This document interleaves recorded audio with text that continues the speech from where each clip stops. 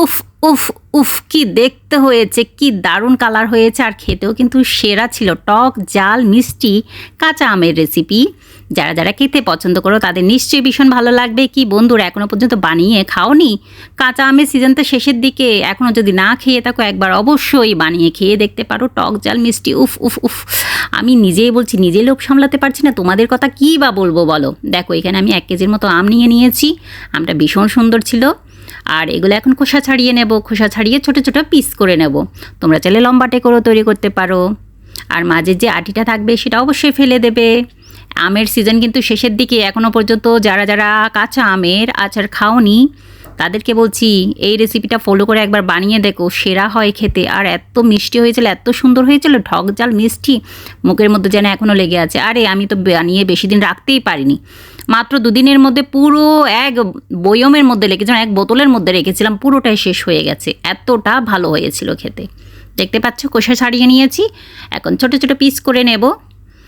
Already কিন্তু পাকা আম পাকতে শুরু করে দিয়েছে। এখন পাকা আম খেতে হবে, কাঁচা আম চলেই যাচ্ছে কিন্তু, তাই তাড়াতাড়ি বানিয়ে নাও, দেরি করো না কিন্তু, হ্যাঁ বলে দিলাম। দেখতে পাচ্ছ আমি সব কটা এভাবে পিস করে নিয়েছি। এখন এগুলো কি করব বলো তো? আমি কিন্তু আগেই ধুয়ে নিয়েছি, আমগুলো কিন্তু আগেই ধুয়ে নিতে হবে, হ্যাঁ, পরে আর ধোয়া যাবে না। এখন আমি এখানের মধ্যে চিনি দিয়ে দেবো। আমি 1 কেজি পরিমাণ আম নিয়েছি, তাতে আমি 1/4 কাপ চিনি দিয়েছি। চিনিটা তাহলে তোমরা ব্লেন্ডারের মধ্যে মানে মিক্সিতে পেস্ট করে, মানে পেস্ট বলতে পাউডার করে দিতে পারো, পাউডার সুগার বানিয়ে দিতে পারো, ঠিক আছে? তাহলে খুব তাড়াতাড়ি মিক্স হয়ে যাবে।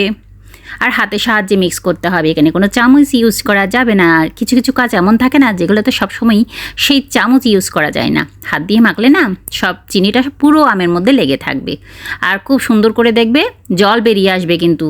এটা প্রায় 1 ঘন্টার মতো রেখে দিও তোমরা, হাতে সময় থাকলে রেখে দেবে, তারপর আচারটা তৈরি করবে। আমার তো চিনিটা ভালোভাবে মিক্স করা হয়ে গেছে আমের সাথে।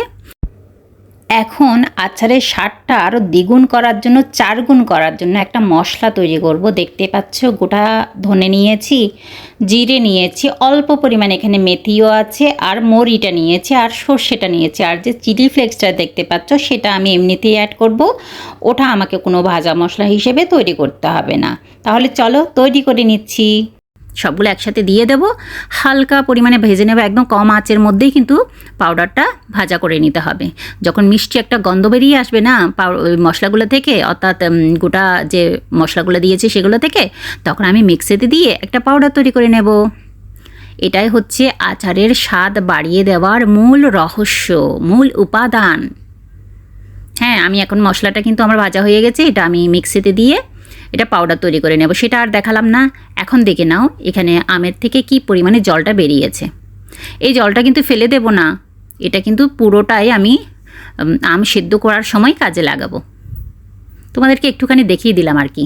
এখন একটা কড়াই বসিয়ে দিলাম, সেখানে কিছুই দিতে হবে না। সেই যে চিনি মাখিয়ে রেখেছিলে তোমরা আমটা, সেটা পুরোটাই দিয়ে দেবে, আর যে জলটা বেরিয়েছে সেটাও পুরোটাই দিয়ে দেবে। দিয়ে খুব সুন্দর করে নাড়াচাড়া করে নেবে। আর একদম ফুল ফ্লেমে রাখবে না, একদম মিডিয়াম টু লো এর মধ্যে রেখে আচারটা তৈরি করে নেবে। কোয়ান্টিটি তোমরা তোমাদের অনুযায়ী তোমরা ইউজ করবে। দেখতে পাচ্ছ মিনিট 2-এর মধ্যে খুব ভালোভাবে আমটা সেদ্ধ হয়ে গেছে, অর্থাৎ এটা কিন্তু প্রায় 80% মতো হয়ে এসছে। এখন আমি কি দিয়ে দেবো বলো তো? এখানে যে রেগুলার লবণটা আমরা ইউজ করি সেটাও দিয়ে দেবো সামান্য পরিমাণে, আর কিন্তু আমি বিট লবণটাও দেবো। 2 রকমের এখানে লবণ আমি ইউজ করেছি, তোমরা চাইলে যে কোনো একটা ইউজ করতে পারো, কোনো সমস্যা নেই। কিন্তু বিট লবণটা দিলে না স্বাদটা একটু বেশি বাড়ে। তোমার স্কিনের মধ্যে দেখলেই বুঝতে পারবে আমি কীভাবে তৈরি করেছি আচারটা। একদম সিম্পল একটা রেসিপি, যে কেউ চাইলে বানাতে পারে এবং নতুনরাও বানাতে পারবে এটা। আমি 2 রকমের লবণ এখানে ইউজ করেছি। লবণটা খুব ভালোভাবে মিক্স করে নেব। লবণটা দিলে ব্যালেন্সটা খুব ঠিক থাকে, পারফেক্ট থাকে। আমি যে পরিমাণে চিনিটা দিয়েছি একদম পারফেক্ট ছিল। টক ঝাল মিষ্টি আমি চেয়েছিলাম যেমনটা তেমনটাই হয়েছে। আর কি বলবো, বললামই তো 2 দিনও রাখতে পারিনি, পুরোটাই শেষ হয়ে গেছে। এখন চিলি ফ্লেক্সটা দিয়ে দেবো। চিলি ফ্লেক্সটা দিলে সুন্দর একটা কালারও আসবে, আর যে ঝাল ঝাল ভাবটা না, উফ সেই লাগে। আর এখানে দেখতে পাচ্ছ চিলি ফ্লেক্স দেওয়ার পরে কিন্তু আমি এখানে কালো তিলটা দিয়েছি। এটা দেখার সৌন্দর্যের জন্য কাজে আসে, আর হচ্ছে টেস্টটাও ভীষণ ভালো আসে। আর মশলার মধ্যে কি দিলাম বলো তো? হলুদের গুঁড়ো দিয়েছি কালারের জন্য। দেখতে পাচ্ছ অলরেডি মিষ্টি একটা কালার বেরিয়ে গেছে কিন্তু। আর যে ভাজা মশলাটা করেছিলাম সেটা দিয়ে দেব। সেটা আমি 1.5 টিস্পুনের মতোই দিয়েছি। ওই ভাজা মশলাটাই হচ্ছে আসল উপাদান স্বাদ বাড়ানোর জন্য। আমার কিন্তু আচার একদম রেডি। এখন মশলাটা একটু মিক্স করে নিলেই আর নামিয়ে নেব, হয়ে যাবে আমার আচার রেডি। উফ, আমি এখন যে ভয়েসটা দিচ্ছি, ভিডিওটা এডিট করছি না, আমি আর থাকতে পারছি না। দেখেছো সবগুলো আমি কিন্তু এরকম গোটা গোটা আছে, ভেঙে যায়নি কিন্তু। কি কালার এসছে বলো তো, ইয়ামি না বলো? সত্যি বলছি, একবার বানিয়ে খেয়ে দেখো। এই প্রীতিকে তোমরা বারবার মনে রাখবে, আর এই আচারের রেসিপিটাও তোমরা বারবার মনে রাখবে যদি একবার খেয়ে দেখো, ভুলতে পারবে না কিন্তু। সেরা স্বাদের আমের রেসিপি। কেমন লাগছে কালারটা একবার বলো তো আমাকে। সত্যি বন্ধুরা, তোমরা খেয়ে দেখো একবার। আর হচ্ছে আমি নতুন কোনো ভিডিও নিয়ে আবার চলে আসবো তোমাদের মাঝে।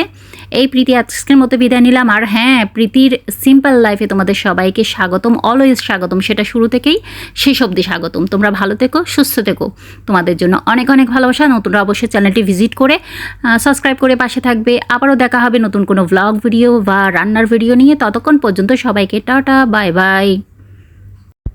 আর হ্যাঁ, তোমাদের সবাইকে বলছি, এই আচারটা বানিয়ে তোমরা কিন্তু বেশিক্ষণ রাখতে পারবে না বা বেশি দিন রাখতে পারবে না, তাই সাবধানে কিন্তু নিজের আচারের ভাগটা নিজেই খেয়ে নিও। আমার বর তো খেতেই বসে গেছে, দেখে নাও তোমরা কি বলছি উনি।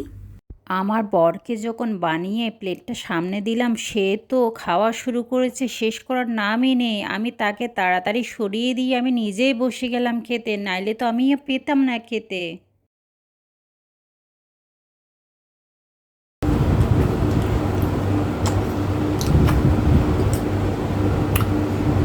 ভালো ভালো, তাড়াতাড়ি বেশি বেশি ভালো বলো।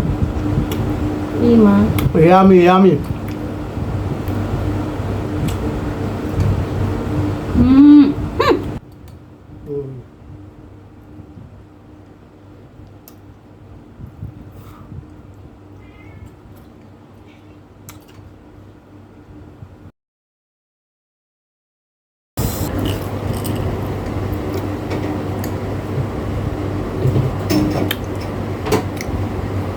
টক ঝাল মিষ্টি,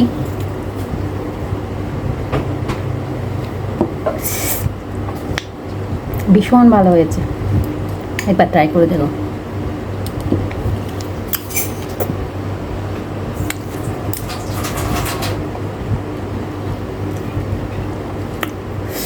বানিয়েছি, অর্ধেকটা শেষ হয়ে গেছে, আর অল্প পানি রাখতে, বেশি দিন থাকবে না, বড় জোর 1 দিন 2 দিন।